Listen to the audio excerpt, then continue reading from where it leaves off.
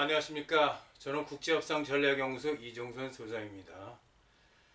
제가 오늘이 2024년 6월 하고 오늘이 며칠이냐면 12일 수요일입니다. 근데 지금 이 시간이 저녁 10시 17분 정도 됐습니다. 그래서 저녁 10시 17분 됐는데 갑자기 저녁 늦게라도 녹화를 해서 유튜브에 올리려고 이렇게 여러분 앞에 캠코더 앞에 섰습니다. 제가 국제협상전략연구소 이종선 소장이지만 요즘에 인터넷과 유튜브 등의 활동을 열심히 하고 있는 것 중에 하나가 지식산업센터 사기분양대책위원회 위원장으로서 3차 회의를 했고 여러가지 저도 민형사상의 여러가지 재판도 하고 또 그러면서 여러 사람들을 돕고 있습니다. 지식산업센터라고 그러면 거의 대부분의 사람들이 옛날로 얘기하면 아파트형 공장입니다.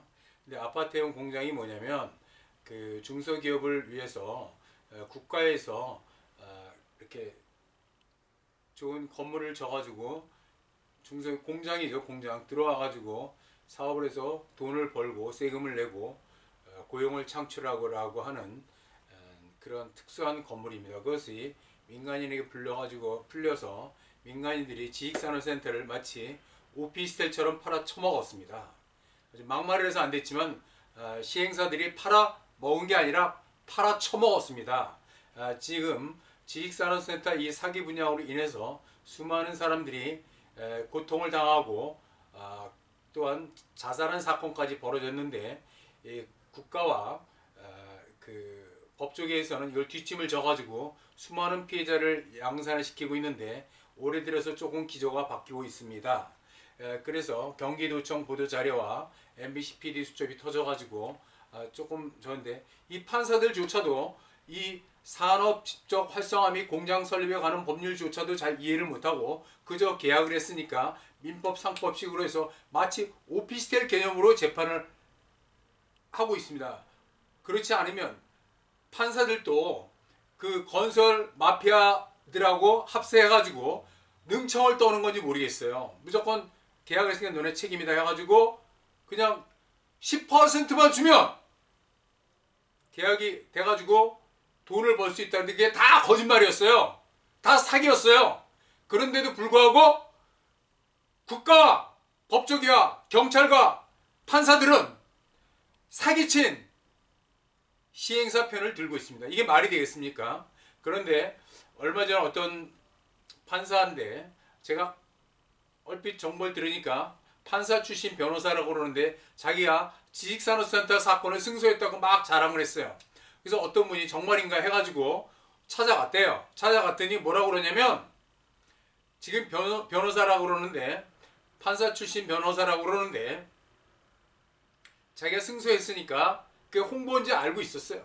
나한테 사건을 많이 의뢰하면 승소할 수 있다. 이런 홍보성이었어요. 근데 찾아갔더니 나한테 사건을 의뢰하면 그 판결문을 보여주겠다 그러더래요. 자, 판결문이 뭡니까? 국가의 판결문입니다. 물론 거기에서 정보 제공하면 다 우리한테 그 이름 뭐 이런 거 가리고 옵니다. 근데 판결문을 모르잖아요. 그러니까 그걸 알려면 상당히 찾아가야 되는데 힘든 과정을 거쳐야 되는데 자기가 이거를 자기가 재판했는지 아닌지 그건 모르겠어요. 판결문을 못 봤으니까.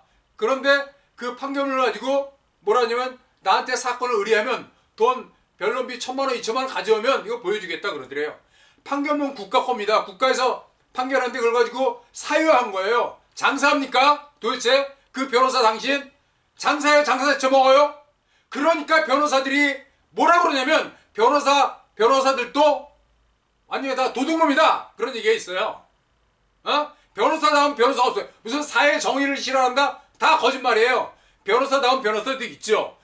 변호사 같지 않은 변호사 너무 많으니까. 그리고 변호사들 실력도 없어요. 대부분 너무 많은 로스쿨 쏟아져 나오는데 내용 증명 하나 제대로 못 써요. 제가 여러분한테 다 지금 공개했잖아요. 은행에 시행사에 보는 내용 증명서 다 무료로 제가 증거까지 해서 공개했어요. 그리고 사람들 오면 손봐주고 다 도와주고 있어요. 공익을 위해서 하는 겁니다. 공익을 위해서. 근데 변호사 물론 자기의 사무실을 주지만 국가재판 판결문을 가지고 얄팍하게 나한테 돈을 갖다 주면 보여주겠다? 그게 자기 겁니까? 국가 겁니까? 그거 정보 청구해가지고 1,000원, 그게 뭔지 알면 1,000원이면 우리가 얻을 수 있어요. 프린트비 뭐 그 수고비죠. 돈도 아니죠. 그런 걸 가지고 그걸 미끼로 가지고 1,000만 원, 2,000원 돈을 받아 처먹으려고 하는 변호사는 아주 실력 없고 개딱지 같은 저질 수준이 낮은 변호사예요. 이름도 공개할 수 있어요. 공개하라 그러면. 공익을 위해서 하는 거니까. 그 변호사 나한테 명예훼손으로 고소하십시오. 나중에 한번 고려하겠습니다. 시끄러울까봐 저도 여러 가지 복잡해서 하는 건데, 변호사 저도 예전에 공익을 위한 건전한 비판을 해가지고 한 번은 무혐의, 한 번은 재판에서 이겼어요. 공익을 위한 거니까 나중에 그거 충분히 고려할 수 있습니다. 개인적으로 소문 다 낼 수 있어요. 아주 수준 낮고 저질 변호사가 이렇게 많이 있습니다. 인터넷에 뭐 지식산업센터 뭐 어쩌고저쩌고 했는데 얘기 들어보니까 들었는데 그 변호사 사기꾼이다 그렇게 연락이 오더라고요. 실력도 없다 그러면서 막 돈 벌려고 막 광고를 엄청 하는 거예요. 다시 모여야 돼요. 그거 자기 판결문인지 아닌지도 모르겠어요. 막 올려놓고 이거 할 수 있다.